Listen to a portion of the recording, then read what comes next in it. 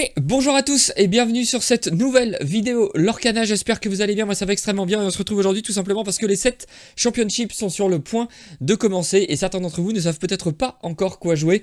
J'espère que cette vidéo vous aidera à choisir le bon deck ou tout du moins à y voir plus clair dans cette méta du 7-10 lueur des profondeurs. Avant de passer à la vidéo, je vous rappelle que vous pouvez d'ores et déjà liker, commenter et partager cette vidéo, voire vous abonner à la chaîne pour ne pas rater les prochaines. On remercie également Oupi, le sponsor boutique de la chaîne que vous retrouverez du côté de Salange dans les 74 ou bien sur leur site internet oupi.eu. Le lien est dans la description, tout comme le lien vers toutes les decklists que je vais présenter dans cette vidéo. Vous y retrouverez également le lien vers mon Instagram, vers ma chaîne Twitch, ainsi que vers le Discord de la team Alter Ego. N'hésitez pas à nous rejoindre, plus on est de fous, plus on rit, et sans plus attendre, on passe tout de suite à cette méta-analyse. Et on commence tout de suite avec le premier deck de cette méta-analyse. Alors j'ai essayé de classer les decks du tier 2, donc pas le moins fort, mais en tout cas des tier 2 jusqu'au tier 1 qui seront en fin de vidéo. Et vous aurez un petit bonus à la fin de cette vidéo, donc après pour moi le meilleur deck de la méta. Vous aurez le droit à deux petites decklists bonus, que j'aime bien. Une que j'apprécie particulièrement, ceux qui suivent la chaîne, je pense que vous vous doutez de quel deck il s'agit. Mais bref, on commence tout de suite avec le deck chien, le deck Chromie Dogs, un deck aggro jaune-vert. Le seul deck même de l'Orcana un peu thématique puisqu'il s'appuie sur la franchise La Belle et le Clochard. J'espère qu'il y en aura plus à l'avenir. Je ne sais pas si vous avez vu la vidéo de Spécy qui fait un petit peu l'état des lieux de l'Orcana. Je trouve qu'il est très juste dans ce qu'il pointe du doigt. Bref, je vous mettrai le lien en petite bulle ici si ça vous intéresse. Mais revenons à nos moutons, revenons au deck chien. Il s'agit d'un deck aggro, vous le voyez sensiblement avec la courbe de mana ici. Beaucoup de non-ancrable, 17 parce qu'en fait vous allez jouer beaucoup de terrain. L'idée ça va être de déborder votre adversaire, de poser plein de créatures, de partir à l'aventure très vite et de l'empêcher de trop vous embêter grâce au Chromicon d'Emeraude, un objet pour 3 non-ancrables qui dit que durant le tour de vos adversaires, chaque fois que l'un de vos personnages est banni, vous pouvez choisir un personnage et le renvoyer dans la main de son propriétaire. Ça va vous permettre tout simplement, avec un deck aggro, vous allez évidemment obliger l'adversaire à venir prendre des trades, et quoi de plus pénible que de vous enlever une créature en prenant un trade et de perdre une créature de son côté, de remonter en tout cas une créature en main. Ça va l'obliger à jouer un petit peu, pas dans le désordre, mais de jouer un petit peu différemment. Il va falloir qu'il prenne les trades et qu'il réfléchisse à comment prendre les trades. Bref, ça peut être très compliqué. Si vous arrivez à poser 2 Chromicon d'Emeraude, souvent ça vous assure la victoire puisqu'il va venir trade un de vos personnages, bannir un de vos personnages, mais perdre 2 de ses créatures. Donc en fait, il va devoir jouer avec très peu de board. Il va pouvoir vous trade très peu à chaque tour, et vous c'est évidemment tout ce qu'il vous faut puisque vous allez jouer une flopée de tour 1. Vous voyez que vous embarquez une vingtaine de tour 1 dans votre deck avec notamment 4 Daisy, 4 Lady, chienne décidée qui possède une magnifique version enchantée ainsi qu'une version promo. Chaque fois que vous jouez un personnage ce tour-ci, gagnez plus 1 d'attaque pour le reste de ce tour. Tant que ce personnage a 3 d'attaque ou plus, il gagne plus 2 de l'or. Alors évidemment avec le Chromie Con, vous pouvez aussi remonter vos propres personnages pour faire des ladies un petit peu surboostés. Si l'adversaire a plus trop de... Parce que souvent en fait l'adversaire va vous trade avec ses créatures et ensuite jouer ses créatures. Donc vous, quand vous allez vous faire trade, vous allez pouvoir tout simplement remonter vos propres personnages pour les protéger. Je pense à des personnages comme Gogo Tomago qui peuvent être intéressants d'être remontés. Pourquoi pas une Ursula si jamais vous avez peur en tout cas d'affronter beaucoup de chansons. Bref, en plus ça peut aider votre Lady chienne décidée. Vous avez aussi Bobby Zimiruski puisque vous embarquez quand même 17 non-ancrables, donc il va falloir pouvoir un petit peu nettoyer sa main si jamais elle ne vous convient pas. Et puis dans tous les cas, ça vous fait quand même de la pioche, du quality advantage puisque vous allez creuser et sélectionner les cartes que vous gardez dans votre main. Vous embarquez aussi 4 Lady Épagnole élégante, la 1-2 pour un non-ancrable qui leur 1. Tant que vous avez un personnage clochard en jeu, ce personnage-ci gagne plus 1 de l'or, et ça tombe bien évidemment, vous embarquez des cartes clochards assez impactantes. On embarque aussi la Zaza, amatrice de mystère, dans sa magnifique version épique, puisque lorsque vous jouez ce personnage, choisissez un personnage qui gagne plus 1 d'attaque pour le reste de ce tour. Ça marche évidemment très très bien avec votre Lady chaîne décidée, puisqu'il vous faudra jouer que 2 personnages pour activer votre Lady et l'aurait 3. L'idée avec ce deck, c'est évidemment d'aller très très vite. La Lilo va vous permettre en plus d'avoir de la récursivité un petit peu naturelle, puisque au début de chaque tour, vous allez pouvoir la réinvoquer et la remettre sur votre board. Elle l'aura 2, et surtout lorsque vous la jouez, jouez, évidemment, ça donne plus 1 d'attaque à votre lady. Donc en fait, vous vous assurez en l'ayant dans votre défausse de pouvoir tout le temps faire que votre lady puisse lorer à beaucoup, à 3, évidemment, c'est l'objectif. Ensuite, on a 4 Mowgli Petit Dôme, la 1-2 pour 2 ancrable, qui lore 1 lorsque vous jouez ce personnage, choisissez un adversaire qui révèle sa main et défausse une carte non personnage de son choix.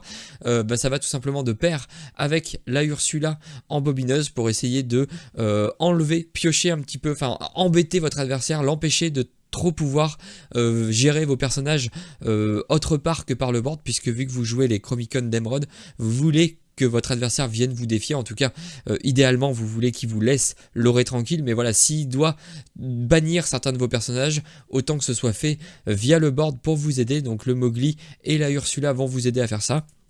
Ensuite, vous jouez évidemment 4 clochards chiens entreprenants, puisque vous jouez les petites ladies, ça va pouvoir booster vos petites ladies, ça va vous permettre de prendre des bons trades, puisque c'est une 1-3 pour 2 en crabe killer 1. Jouer ce personnage vous coûte 1 de moins si vous avez un personnage lady en jeu. Très intéressant, vous jouez 8 tours 1 lady, et lorsque vous jouez ce personnage, choisissez un de vos personnages qui gagne plus 1 ce tour-ci pour chaque autre personnage que vous avez en jeu. Forcément, ça va tout le temps permettre à vos ladies de lorer 3. C'est évidemment très fort. Vous allez pouvoir aussi rentabiliser un petit peu vos Mowgli, vos Boobies et Miruski et vos cartes en fait qui ont un effet lorsqu'elles arrivent en jeu mais qui après sont un petit peu moins fortes, puisque vous allez pouvoir tout simplement aller trade des personnages en face un petit peu gratuitement. La carte un petit peu idéale pour finir, voire pour lorer en courte partie vu qu'elle est insaisissable, c'est évidemment la Gogo Tomago pile survoltée de 2 pour 2 en crable. Vous pouvez la jouer pour 2, mais vous pouvez aussi la jouer pour 4 en payant 2 de plus, et à ce compte là vous allez pouvoir choisir un personnage adverse et gagner autant d'éclats de l'or qu'il a de dommages sur lui. C'est tout simplement très très fort pour avoir ce petit peps de petits points de l'or que l'adversaire n'a pas forcément prévu, ou est obligé en fait de venir trade par le board, puisque vous allez lui enlever tout ce qu'il a en main. Il va être obligé de venir trade par le board, il va souvent prendre des value trade pour essayer de préparer la suite de la partie, et vous pouvez le punir avec une Gogo Tomago bien placée et au bon moment. On joue 2 Raja, la nouvelle carte qui est très très forte, la 3-4 pour 3 en crable rempart qui lore 1, tout simplement parce que au tour 3 si vous avez rien de mieux à jouer entre guillemets, j'entends par rien de mieux à jouer de poser plein de 2 créatures, par exemple un tour 2 et un tour 1, Raja qui est 3-4 rempart va permettre à vos autres personnages tout simplement de lorer tranquillement pendant un tour, puisque l'adversaire va devoir venir gérer Raja. C'est quand même des grosses stats, donc ça peut clairement l'embêter. Si vous êtes sur le play, vous allez pouvoir vouloir jouer aussi Clarabelle introvertie mais heureuse, la 2-3 pour 3 en crabe qui lore 1. Lorsque vous jouez ce personnage, si l'adversaire n'a plus de cartes à moins de cartes en main que vous, vous piochez une carte, ça vous permet tout simplement d'avoir toujours du fuel, toujours de quoi reposer des créatures.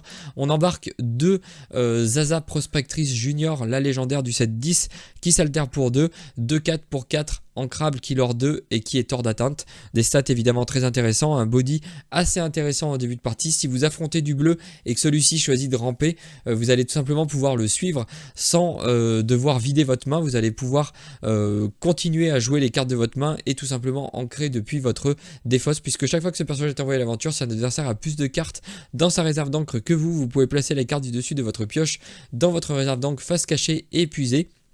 Elle est très intéressante parce qu'elle est hors d'atteinte. L'adversaire va souvent galérer pour venir la chercher. En fin de partie, ça veut peut-être souvent dire en tout cas que vous allez pouvoir lorer 2. Donc s'il vous manque 2 points de l'or, c'est évidemment intéressant. Et si jamais vous l'avez en début de partie, ça pose quand même une 2-4 qui va vous faire ramper si l'adversaire joue bleu, ou si vous attendez le tour 3 pour la faire partir à l'aventure. Bref, ça va vous permettre dans tous les cas de faire plein de choses et d'être très intéressant. Ensuite, on a 4 Lady Princesse Fanfreluche, une carte que je trouve toujours aussi magnifique. 4-4 pour 5 non en crabe qui lore 2, elle s'altère pour 3, vous avez plein de petites ladies et ça va surtout vous permettre de piocher, puisque lorsque vous jouez ce personnage, vous pouvez renvoyer jusqu'à 2 cartes personnages coûtant 2 ou moins de votre défausse dans votre main. Vous allez lorer 2, vous allez piocher 2 dans votre défausse, de la pioche sélective, donc bien meilleure que de piocher du dessus de son deck, puisque vous allez pouvoir choisir ce que vous voulez ramener, par exemple vos ladies chiennes décidées, vos Daisy, pour pouvoir continuer à étouffer, à assommer votre adversaire.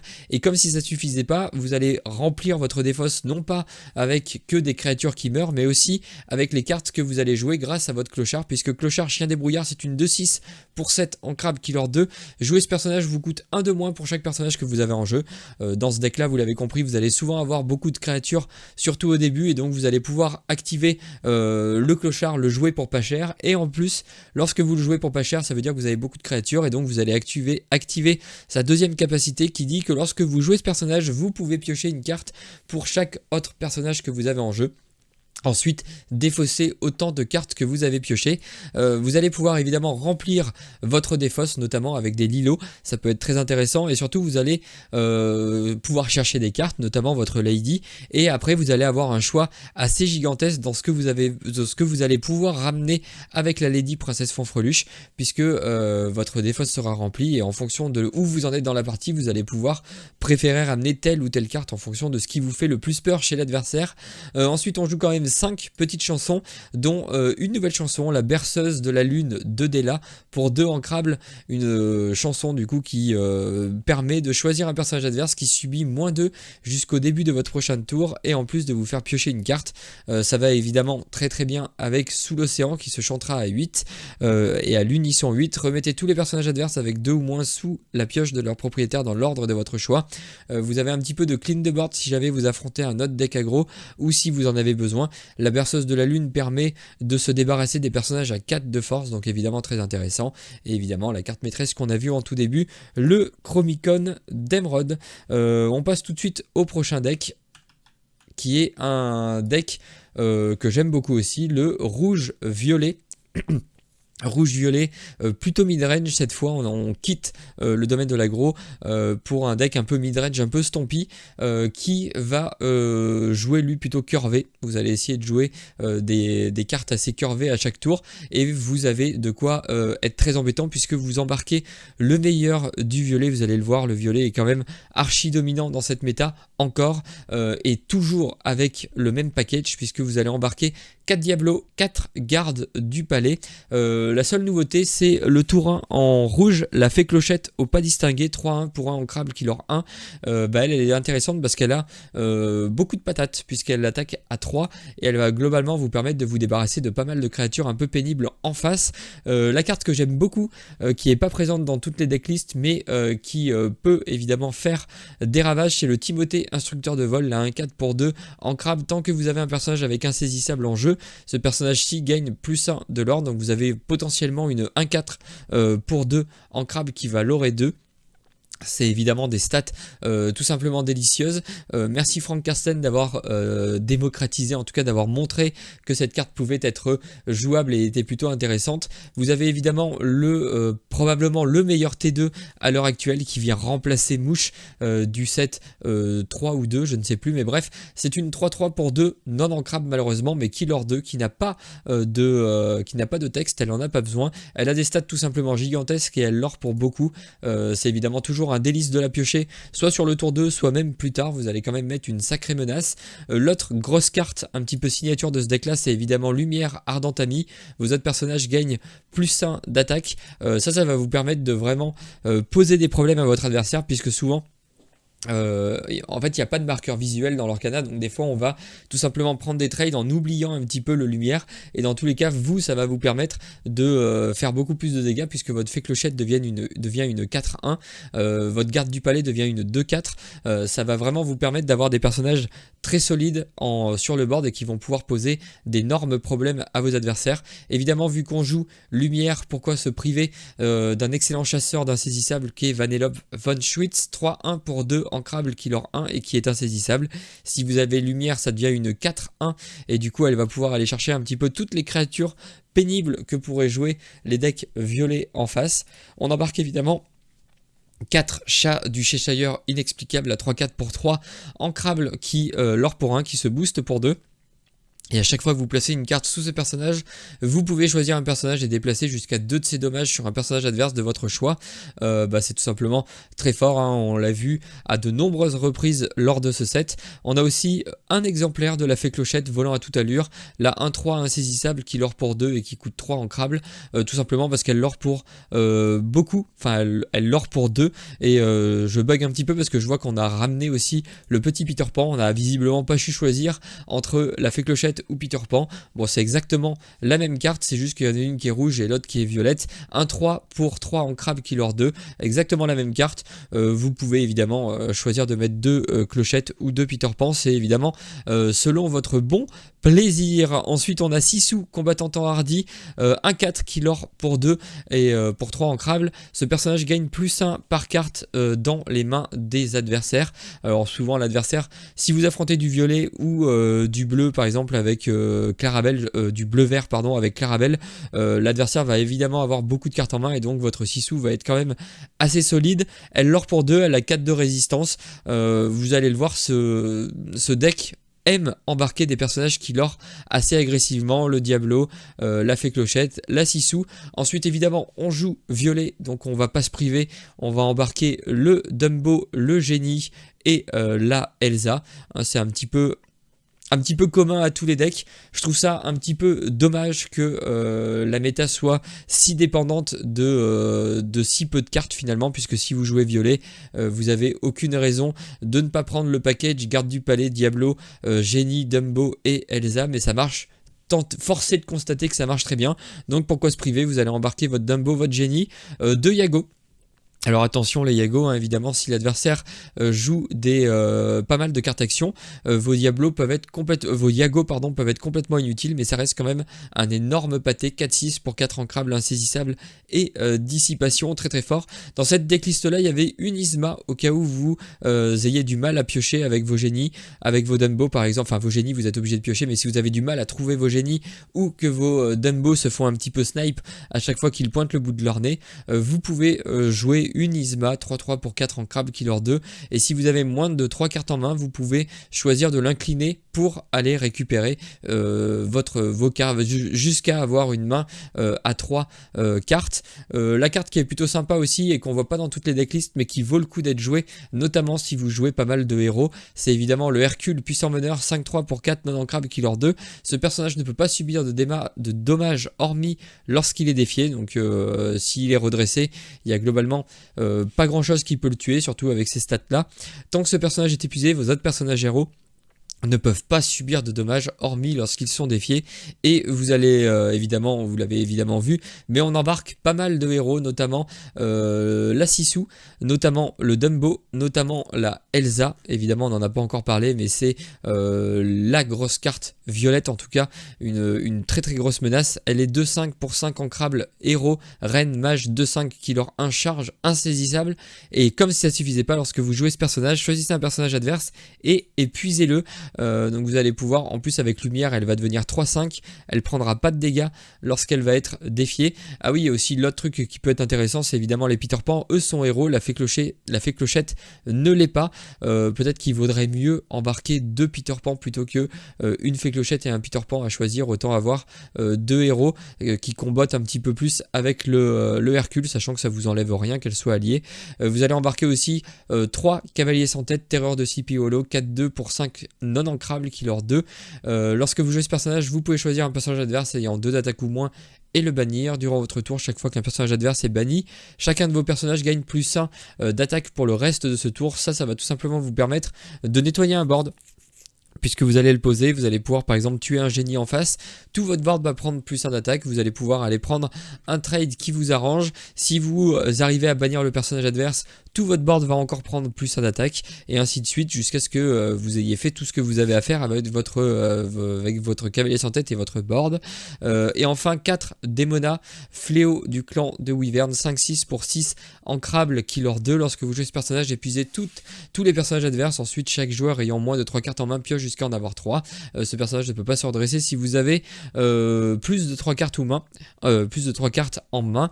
Et enfin, 2 bibliothèques, la carte qu'on voit ressurgir, un des rares lieux qui ressurgit.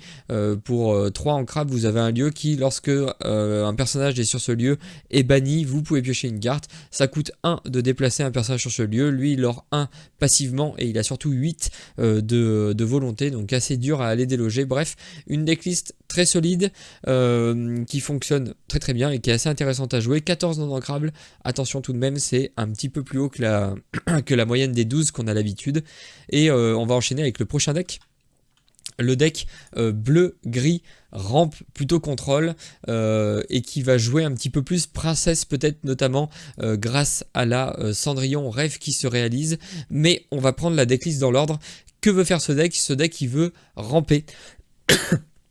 Il veut ramper vite et fort pour arriver très vite à beaucoup d'encre pour pouvoir jouer des gros pâtés qui vont souvent finir les games assez vite, notamment grâce au Vincenzo Santorini, 2-8 pour 7 ancrables, qui leur 3, c'est tout simplement énorme. 2-8, c'est des grosses stats.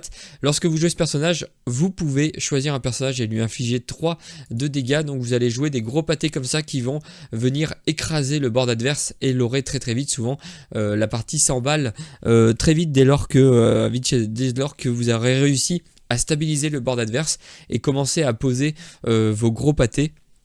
Mais comment est-ce qu'on arrive à cette fin de game, en tout cas à ce gros nombre de l'or? Et bien tout simplement grâce à des cartes qu'on voit aussi dans tous les decks bleus, à savoir la rampe avec Typo, Fils en croissance, 1-2.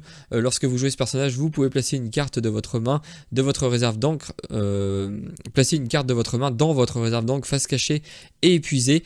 Évidemment, vous embarquez aussi Voguer sur la mer Azurite qui vous permet de piocher une carte supplémentaire et d'ancrer une fois de plus durant votre tour. Pour être sûr de trouver votre rampe, il est conseillé d'embarquer un 9e rampeur, si je peux dire, tour 2 en tout cas, avec ici Je vole, qui vous permettra d'ancrer la première carte du dessus de votre deck. Ça c'est vraiment un peu en cas de... En fait on en met 9 pour être sûr normalement de trouver sa rampe.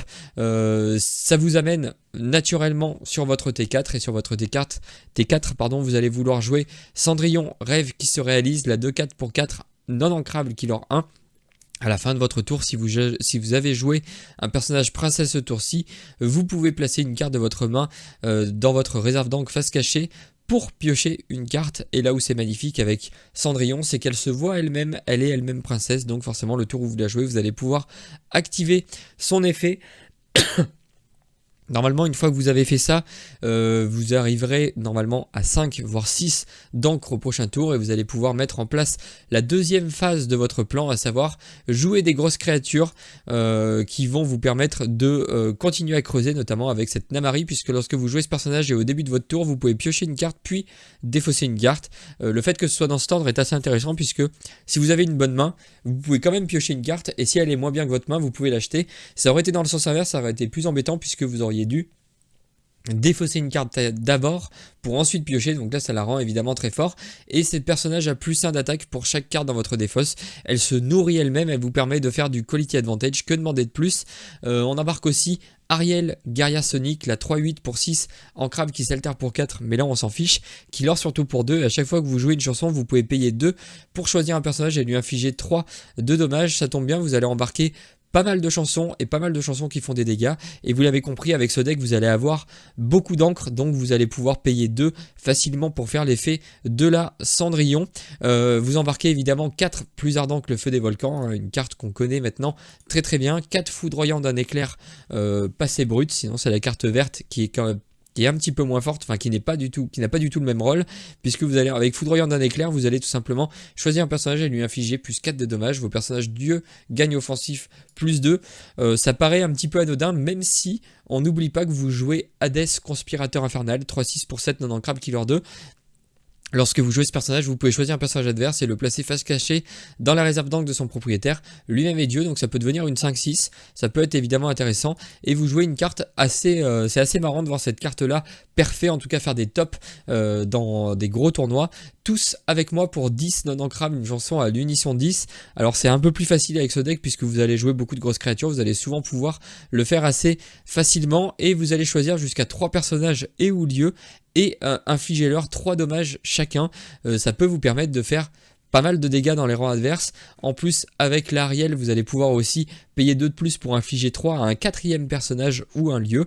Donc évidemment, ça vous permet de nettoyer des boards, c'est assez intéressant.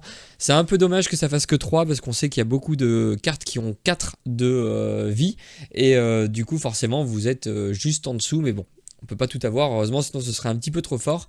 On embarque aussi 4 Goliath, meneur du clan, 6-5 pour 6 en Crab Killer 2 à la fin du tour de chaque joueur. Si ce joueur a plus de 2 cartes en main, il en défausse jusqu'à n'en avoir plus que 2. S'il a moins de cartes en main, il en pioche jusqu'à en avoir 2. Et ce personnage ne peut pas se redresser si vous avez 3 cartes ou plus en main.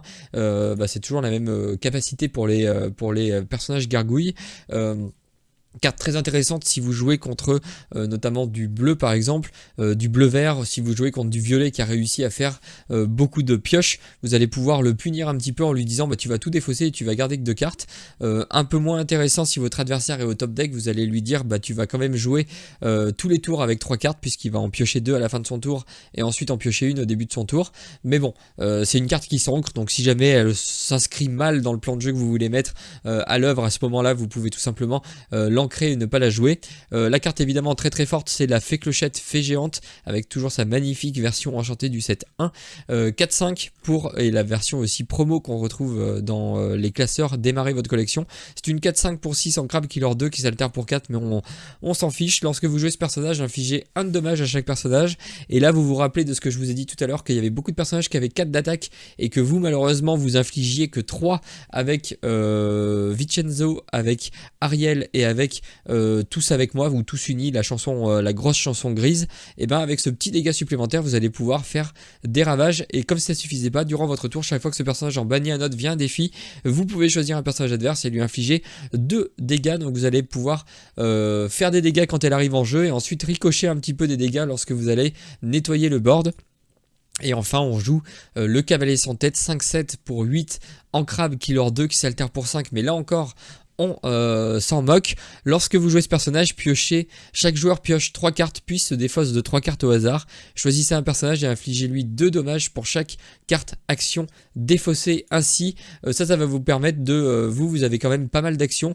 Vous voyez que vous avez 22 cartes action, donc votre cavalier sans tête va souvent aller coller des petits dégâts et ça reste un énorme body, 5-7 Killer 2. Dans les cartes action justement, puisqu'on y arrive, vous avez 4 développe ton cerveau, 3 vision de l'avenir et on a vu 4 voguer sur la mer Azurite. Et enfin un petit objet pour essayer d'avoir un peu plus de pioche et surtout donner agilité à un de vos personnages pour le reste de ce tour, puisque on n'embarque pas la Jasmine dans cette version là. Vous pourrez évidemment l'embarquer, mais voilà, vous allez pouvoir tout simplement incliner cet objet, payer 1 et choisir un personnage qui gagne agilité. Ça vous permet de donner agilité par exemple à la fée clochette, et là ça devient vraiment redoutable, ou en fait même à quasiment n'importe lequel de vos personnages ça devient évidemment très fort. Vous allez pouvoir aller trade les boards insaisissables facilement, en plus de les tuer à distance avec tous vos dégâts. Et quand même, pour tenir un petit peu au tour 1, on embarque 4 Capitaine Crochet dueliste aguerris dans une des deux versions, puisqu'il a offensif plus 2 et ça devient donc une 3-2.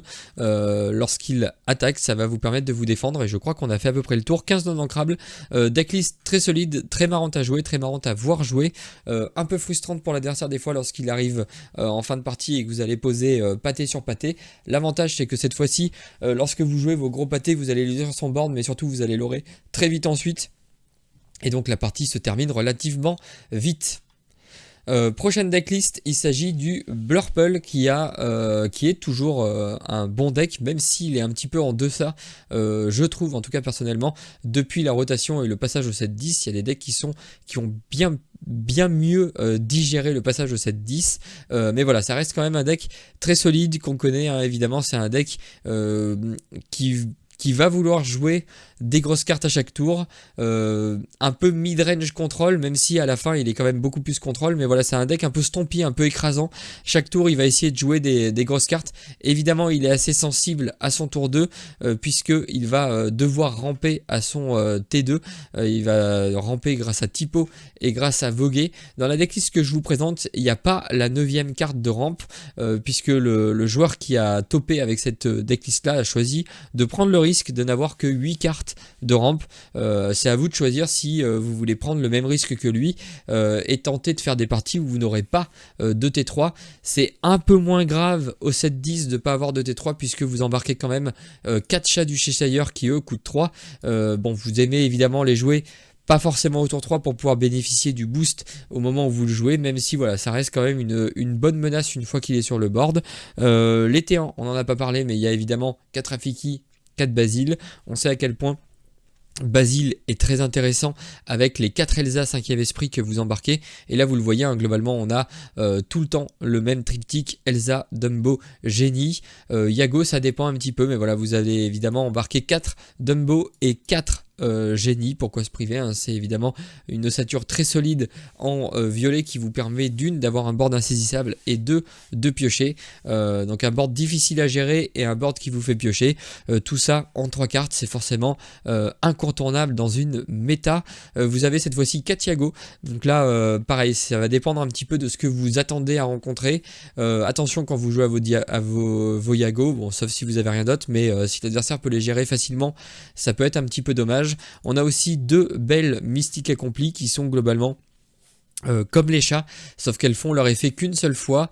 Elles ont l'avantage par rapport au désavantage de faire l'effet qu'une fois, elles ont l'avantage d'avoir de meilleures stats et de l'aurer pour 2, mais voilà, après ce sera évidemment un équilibrage. Si vous aimez pas trop les chats, bon, je pense qu'il n'y a aucune raison de jouer moins de chats pour plus de belles. Un chat c'est quand même meilleur puisque vous allez pouvoir faire l'effet plusieurs fois.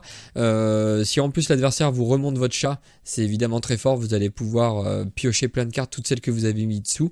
On embarque aussi 2 Hades cherchant un accord, la légendaire du set 10, 3, 4 pour 5 ancrable. Lorsque vous jouez ce personnage, vous pouvez choisir un personnage adverse. Si vous le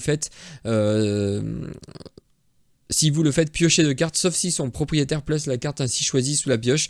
J'ai eu un bug, je me suis dit mais c'est pas à nous de choisir, mais non, en fait c'est que la carte elle est écrite différemment. J'ai tellement l'habitude de la jouer que je ne la lis quasiment jamais. Mais voilà, en gros vous allez poser cette carte là, dire à votre adversaire: je cible ta plus grosse menace, est-ce que tu veux me laisser piocher 2 ou est-ce que tu acceptes de te débarrasser de ta grosse menace? C'est évidemment un accord où vous êtes toujours perdant, enfin le joueur en face est toujours perdant, puisque soit vous piochez, soit vous détruisez une de ces créatures. Très bonne carte, très intéressante à jouer, j'aime beaucoup cette carte là, j'aime beaucoup le gameplay qu'elle apporte. Cette version là elle a embarqué aussi 2 Ursula Lueur de Vanessa, 4-5 pour 5 ancrables qui leur 2, qui se booste pour 1, et tant qu'il y a une carte sous ce personnage, il gagne plus 1 de l'or et surtout il est insaisissable. Ça devient évidemment intéressant. Vous avez une 4-5 qui l'or pour 3 et qui est insaisissable. Ça peut vous aider à finir les games assez rapidement. On va le voir qu'il y a des decks très contrôle qui sont un peu plus haut dans le classement. Vous avez également 3 démonas à jouer évidemment au moment où ça vous arrange le plus, idéalement pour vous faire piocher, pour pouvoir prendre des bons trades derrière. 4 Hades parce qu'on joue bleu et que pourquoi se priver d'une énorme carte de gestion en fin de partie. La petite originalité de cette decklist là, c'est coup de main. Choisissez un personnage qui gagne soutien pour le reste de ce tour, piochez une carte. J'ai trouvé ça assez intéressant de mettre une petite action qui coûte 1 pour pouvoir donner soutien si jamais vous n'avez pas trouvé vos basiles.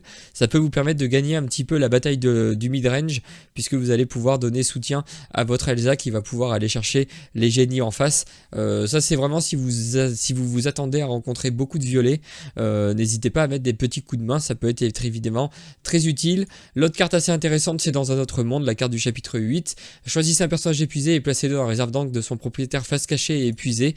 Le seul problème c'est que il faut que le personnage soit incliné pour que vous puissiez vous en débarrasser. Ça reste quand même très très fort, notamment contre les decks aggro, ça va vous aider à gérer des menaces. Vous avez cette nouvelle carte aussi très intéressante, le manuel des castors juniors pour 2 ancrables, un objet qui vous permet pour 1 de plus de le bannir et de piocher 2 cartes. Donc globalement pour 3 vous piochez 2, ça rappelle évidemment mes amis de l'au-delà, en un petit peu moins bien puisque vous ne pouvez pas le piocher. Mais voilà, ça peut vous aider à vous sortir de certaines situations un petit peu problématiques. 11 cartes non ancrables, très agréable à jouer comme toujours, hein. Le Blurple reste un deck assez dominant de cette méta du 7-10. Et on passe enfin aux 2 derniers decks, les 2 meilleurs decks selon moi, selon le site Index évidemment.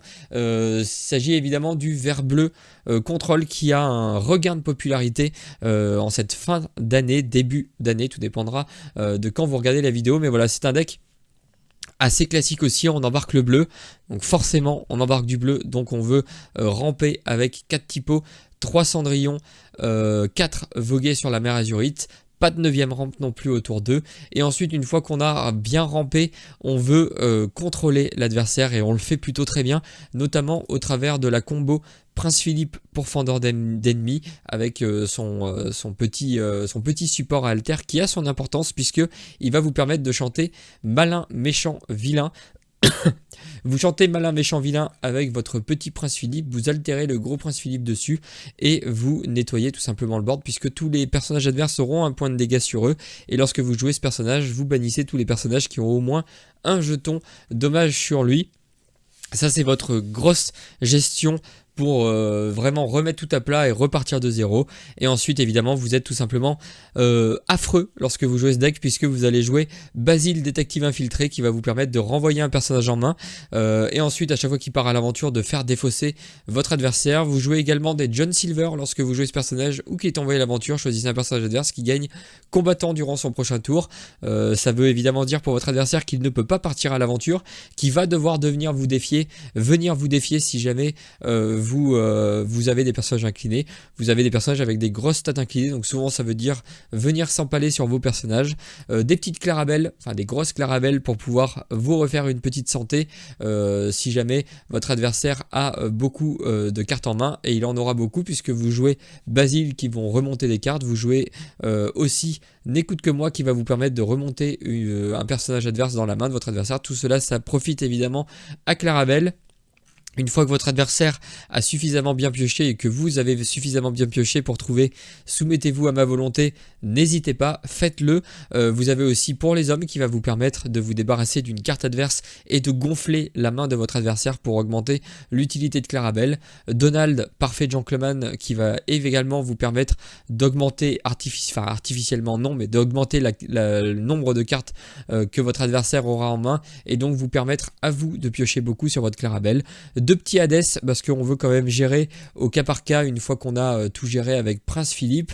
On a quand même 2 Kida qui est princesse, donc qui trigger évidemment votre effet Cendrillon une deuxième fois et qui vous permet de regarder les 2 cartes du dessus de votre bibliothèque, de ramper un petit peu et surtout de choisir la carte que vous allez piocher au prochain tour. Pour agrémenter tout ça, on a évidemment le support à alter de Clarabelle avec la petite Clarabelle invitée maladroite. C'est assez important parce que ce deck là globalement, si vous arrivez à piocher avec, vous avez quasiment gagné tout le temps. Si vous n'arrivez pas à piocher, ça va être beaucoup plus dur puisque vous allez piocher des grosses cartes et que vous allez souvent avoir du mal à les mettre en œuvre. Par contre, si vous arrivez d'une manière, de quelque manière que ce soit, à piocher beaucoup de cartes, ça devient vraiment ingérable pour votre adversaire. Pour vous aider à vous dépatouiller avec tout ça, vous allez jouer improvisé qui vous permet de piocher une carte et de donner plus 1 d'attaque, mais c'est un petit peu plus anecdotique. 2 développe ton cerveau pour creuser dans votre deck, 4 vision pour creuser aussi dans votre deck. Vous voulez vraiment trouver la réponse au bon moment, notamment souvent les pièces de votre combo Prince Philippe, que ce soit le petit ou le gros, et malin, méchant, vilain. Et pour vous aider, si jamais votre adversaire est un petit peu pénible et a beaucoup trop de board, notamment les decks aggro qui peuvent être un problème pour vous, vous avez aussi votre solution avec Sous l'océan. Beaucoup de contrôle donc pour un deck vraiment très efficace lorsqu'il sort bien. 10 non ancrables, ça c'est agréable, mais voilà, le vrai problème de ce deck c'est que des fois il est un petit peu capricieux et il sort mal, et quand il sort mal vous allez avoir beaucoup de mal à gagner, mais sinon c'est très agréable à jouer, très pénible de jouer contre, notamment en fin de partie. Mais voilà, c'est pour moi un des 2 decks dominants de cette méta. En tout cas, c'est un des decks qui dernièrement a le plus le vent en poupe, qu'on voit le plus dans les tournois. Et on passe tout de suite pour moi au meilleur deck du 7-10. Le gris-violet. Alors il y a plusieurs versions, moi j'aime bien les versions avec Madame Mime parce que cette carte m'a tout simplement beaucoup plu au 7-9. Je l'ai découverte au 7-9 un petit peu tard, mais voilà, elle m'a énormément plu, donc j'aime bien les decklists qui en embarquent au moins une pour toujours avoir ce petit côté un petit peu surprenant au moment où vous la jouez. Sinon c'est assez classique, on embarque 4 gardes du palais, on joue violet, donc évidemment on embarque le triptyque Dumbo, Génie, Elsa. On va pas les représenter, on les a déjà vus. On embarque aussi le chat du Cheshire. Le violet est globalement toujours un petit peu la même ossature. On embarque Hades et Démona. Cette fois-ci en 4 exemplaires à chaque fois. Moi j'aime bien avoir beaucoup de Démona et beaucoup de Hades. Je trouve que c'est assez rassurant. 4 chez du Cheshire pour pouvoir faire pas mal de... Enfin pour pouvoir prendre des value trade et essayer d'en profiter au maximum. Sinon pour les tours 1 c'est un petit peu plus original. Même si on a quand même les gardes du palais. On a surtout le Olaf qui tend la main. 2-1 pour 1 en crabe lorsque ce personnage quitte la zone de jeu. Vous pouvez choisir l'un de vos personnages et le renvoyer dans votre main. Ça vous permet de faire un petit peu de boons, de nous rappeler un petit peu la bonne époque avec le package boons mine Merlin. Ça vous permet surtout de bouncer votre chat du Cheshire que vous aurez allègrement boosté pour aller détruire un petit peu le board adverse. Si vous le faites, c'est évidemment très fort. Vous allez piocher, enfin remonter votre chat et surtout piocher toutes les cartes qu'il avait sous lui. Ça peut vous aider beaucoup. 4 Capitaine Crochet parce qu'on veut parfois se défendre en début de partie. 3 Kaloun exactement dans la même optique que le Capitaine Crochet. Reprendre le board lorsque vous êtes deuxième joueur, mais quand même l'aurer, puisque vous êtes un deck qui va vouloir pas trop s'éterniser, qui va essayer de gagner en fait dans vraiment, c'est vraiment le deck mid-range par excellence. Vous allez essayer de l'aurer point par point tout le temps, prendre des trades qui vous arrangent pour essayer de détruire le board adverse, et du coup la Kaloun elle s'inscrit parfaitement là-dedans puisque vous allez prendre les trades qui vous arrangent, l'aurer 2 en même temps, elle a absolument tout ce que vous voulez faire. 2 hérons noirs, j'aime pas spécialement cette carte, mais force est de constater que ses stats sont quand même assez intéressantes. 3-3, Salorin c'est quand même plutôt cool.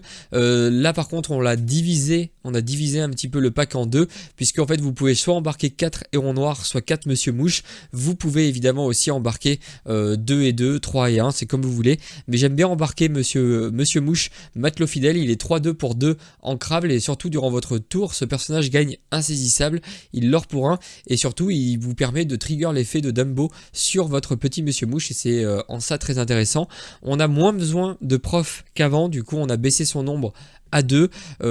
J'arrive quand même pas à m'en passer personnellement, je préfère toujours avoir 2 profs voire 3 profs, ça dépend un petit peu votre ratio ici.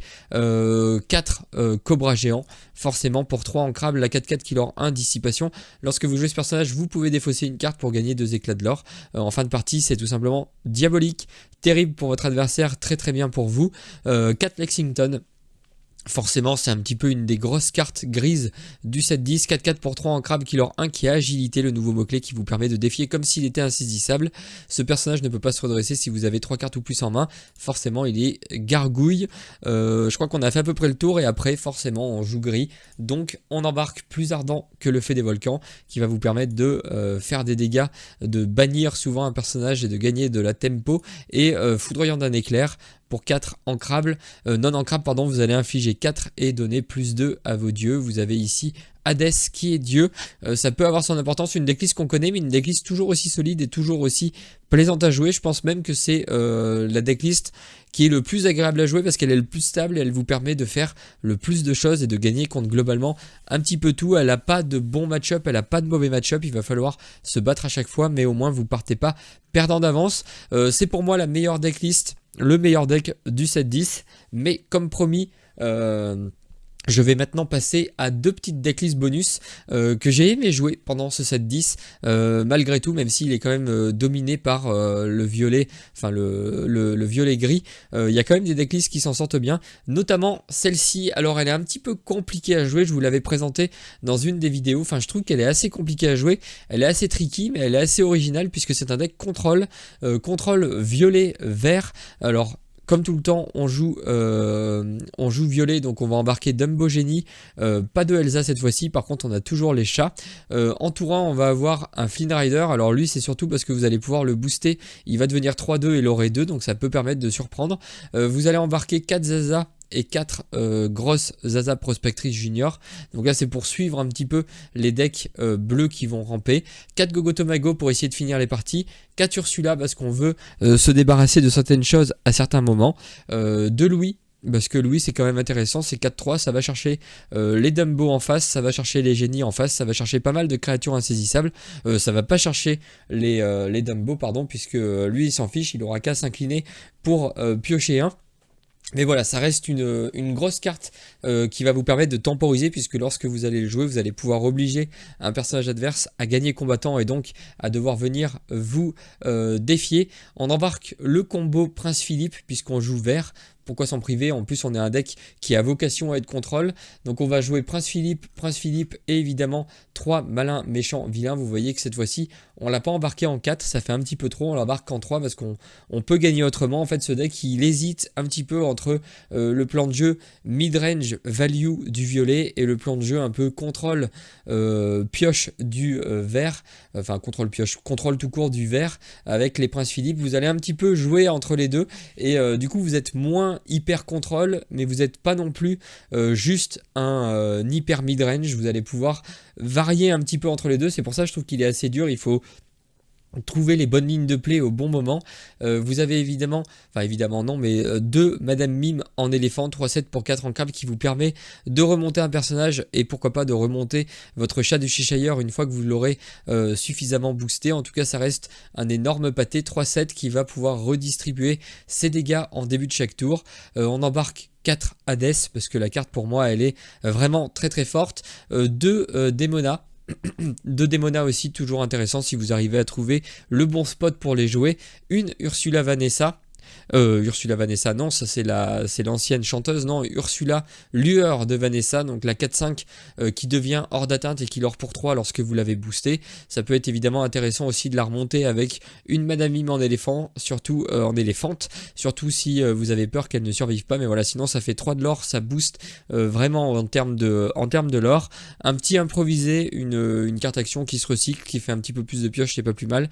Et après vous avez beaucoup de gestion en vert, notamment les N'écoute que moi et les pour les hommes qui vont toujours être très intéressants avec votre Clarabelle. Si vous arrivez à piocher beaucoup avec ce deck et que vous avez de quoi gérer votre adversaire, enfin de quoi embêter votre adversaire, vous allez évidemment être insupportable puisque vous allez pouvoir poser vos loreurs, continuer à piocher, lorer beaucoup et toujours le gérer avec vos cartes qui vous permettent de remonter ces personnages, de lui faire choisir entre vous faire piocher ou se débarrasser d'un personnage. Une decklist qui est un petit peu à cheval entre 2 plans de jeu mais qui est quand même très intéressante. Elle prend le meilleur du violet et la partie contrôle du vert et pour nous donner une decklist assez délicieuse. Et enfin je voulais absolument vous présenter la decklist qui me plaît toujours autant, le jaune vert histoire de la vie, dans une version vraiment très originale, très différente de celle qu'on a l'habitude de voir, puisque depuis le début du set on a l'habitude de voir les Pluto et les Riri qui vous permettent de jouer du coup votre Mickey champion d'ambre. J'aime beaucoup la carte, mais cette decklist là m'a tapé dans l'œil puisque au lieu de jouer ces 2 plans de jeu, vous allez soit essayer de chanter avec votre clochard de manière assez naturelle, ou alors de chanter avec votre Mickey champion d'ambre. Là vous allez tout simplement essayer de chanter avec des chanteurs, donc une troisième version, un petit peu une troisième alternative pour le deck jaune-vert histoire de la vie, puisque vous allez embarquer cette fois-ci les Ursula Vanessa, donc les chanteuses Méloman 4 pour 2. Vous allez embarquer aussi la Aurore, la Belle S'éveillant, une carte qui n'a jamais vu de jeu, c'est pour ça que je trouvais ça assez marrant. Aussi un 4 pour 3 en crabe qui lore 2, donc en plus elle lore pas mal, elle est Méloman 5. Bon, à chaque fois que vous retirez au moins un dommage d'un personnage, redressez ce personnage-ci, ça vous le ferez jamais puisque vous n'avez pas du tout de mécanique de soin. Mais voilà, elle est Méloman 5, ça vous fait au tour 3, vous avez souvent posé un tour 1, un tour 2, un tour 3 et vous avez paf 8 pour pouvoir chanter direct au tour d'après l'histoire de la vie. Si vous avez joué Ursula Vanessa, c'est un peu pareil, vous allez pouvoir chanter très très vite, très très fort. Vous avez aussi 4 Shanti, fille du village, la 0,5 pour 3 en crabe, killer 2 et qui est Méloman 5. Vous voulez vraiment poser un Méloman 5 au tour 3 pour pouvoir chanter au tour 4. D'habitude au tour 4 c'était souvent le tour où vous jouiez le clochard et du coup vous pouviez chanter que au tour 5. Donc là en fait vous accélérez un petit peu votre plan de jeu puisque vous allez pouvoir chanter un tour plus tôt. Ça peut faire la différence et sinon le reste du deck c'est globalement du très classique, même si on embarque quand même la Clarabelle. Alors la grosse Clarabelle elle est jouée dans pas mal de versions l'histoire de la vie, la petite Clarabelle un peu moins. Je pense qu'elle est là pour histoire d'avoir 5 tours 1 et de pas se retrouver à rien jouer vu qu'on veut chanter au tour 4. Il nous faut forcément un tour 1, donc on essaye de voilà d'optimiser, de lisser un petit peu les stats avec un 5e tour 1, mais sinon on va tout le temps vouloir trouver Bobby Zimeruski puisqu'il permet, lorsque vous jouez ce personnage, de piocher une carte puis de défausser une carte. Ça va vous permettre évidemment de défausser une grosse carte que vous voulez ramener avec l'histoire de la vie. Je pense notamment au prince Philippe que vous allez pouvoir vouloir défausser très tôt pour ensuite pouvoir le ramener après avoir chanté malin, méchant, vilain. En tour 2, on embarque les nouvelles cartes Mowgli, petit homme, qui vous permet d'aller nettoyer la main adverse. Alors c'est pas forcément le tour 2 que vous voulez le plus au début, vous allez plutôt vouloir Ursula ou Balthazar Picsou. Balthazar Picsou, il fait le même effet que la Yzma qu'on va voir juste après. Il vous permet de piocher puis défausser une carte et surtout, à chaque fois que ce personnage est défié, il remonte dans votre main. C'est assez intéressant, ça. Alors pour 2, le seul problème c'est qu'il a 0 de patate. Donc des fois ça peut poser problème si vous avez besoin de prendre des trades. Vous allez embarquer une Ursula pour compléter un petit peu le Mowgli. Et enfin 4 Yzma. Parce qu'au tour 2, vous voulez forcément avoir pioché défaussé pour pouvoir avoir une carte à ramener au tour 4. Donc il faut absolument avoir trouvé Balthazar Picsou, Yzma ou Bobby Zimeruski. Ça fait quand même 12 cartes qui vous font faire l'effet que vous voulez. Normalement, vous l'avez forcément. Au tour 3, vous allez vouloir tout le temps, enfin en tout cas la plupart du temps, jouer une chanteuse pour pouvoir chanter le plus tôt possible, ou alors vous pouvez préparer votre prince Philippe si jamais vous savez qu'au tour 4 vous avez clochard et que l'adversaire peut pas trop venir vous embêter ou qu'il a mis du temps. Enfin si vous n'avez pas forcément besoin de chanter tout de suite l'histoire de la vie, vous pouvez délayer un petit peu et jouer un prince Philippe, même si je pense qu'on aimera jouer les princes Philippe plus tard. On aimera plutôt chanter le plus tôt possible, puisque même si vous ramenez pas un prince Philippe, vous pouvez ramener une Clarabelle qui va vous permettre de piocher si l'adversaire a pas joué grand chose et donc qu'il a pas de board et que le prince Philippe est pas intéressant. Et sinon vous allez pouvoir aussi ramener un Stitch surfeur insouciant 4-8 pour 7 ancrable killer 2. Si vous avez au moins 2 autres personnages en jeu, ce personnage vous fait piocher 2. Voilà, donc ça c'est les 3 cartes que vous allez vouloir ramener la plupart du temps sur l'histoire de la vie. L'autre carte intéressante dans cette decklist là, c'est Tic, vif d'esprit, qui lorsque vous jouez ce personnage, vous pouvez le faire défausser, enfin faire défausser votre adversaire d'une carte. On sait que des fois il y a des decks qui ont un peu de mal à piocher, qui peuvent en tout cas avoir du mal à piocher. Vous allez avoir Mowgli qui fait défausser, vous allez avoir Ursula et Tic. Donc en fait ça vous fait un petit peu de la défausse bonus. En tout cas c'est pas le plan de jeu, le deck ne veut pas mettre votre adversaire au top deck, mais voilà, si vous pouvez l'embêter au bon moment, ça peut évidemment être intéressant d'ajouter un petit peu de défausse dans votre deck. Et évidemment la star du deck, enfin en tout cas la carte qui a rendu le deck viable, c'est évidemment le clochard chien débrouillard, puisque on l'a vu tout à l'heure, jouer ce personnage vous coûte un de moins pour chaque personnage que vous avez en jeu, et lorsque vous jouez ce personnage vous piochez autant de cartes que vous avez de personnages en jeu et vous en défaussez autant. Ça vous permet d'aller chercher les cartes qu'il vous faut, de remplir votre défausse avec les cartes qu'il vous faut au moment où il vous les faut. 4 malins méchants vilains, parce que forcément on veut pouvoir nettoyer le board avec des princes Philippe, et quand même 2 sous l'océan, histoire d'être sûr, si jamais on a trouvé nos chanteurs, on peut évidemment chanter un sous l'océan pour nettoyer le board adverse si on n'a pas réussi à faire un prince Philippe contre les decks aggro. Prince Philippe ça demande quand même 2 cartes plus l'histoire de la vie, ça peut être compliqué, donc des fois il vaut mieux jouer simple et juste faire un bon sous l'océan et se débarrasser d'un petit peu tout ça.